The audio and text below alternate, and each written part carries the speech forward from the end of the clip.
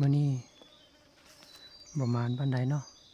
หมดมือบ่เห็นแสงแดดบ่เห็นตะเวนเดี๋ยวนี้3:30แล้ว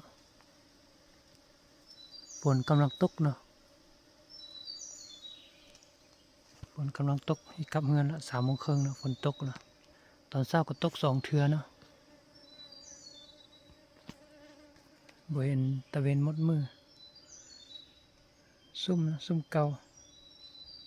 เดือนก่อนเดือนแล้วนะเอามาท่าทีนี้มาเห็นนกลงอยู่ถ้าแดดออกนี่ลงเดี๋ยวนี้ฝนตกอีกแล้วผลงานในมื้อนี้เนาะนกเป้า3 ตัวตัวหอกตัวหนึ่งหอกน้อยนะก็นกอันนี้ตัวหนึ่งนกฮูก2แล้วนกน้อยตัวหนึ่งนะโอเคอันนี้คือผลงานในมื้อนี้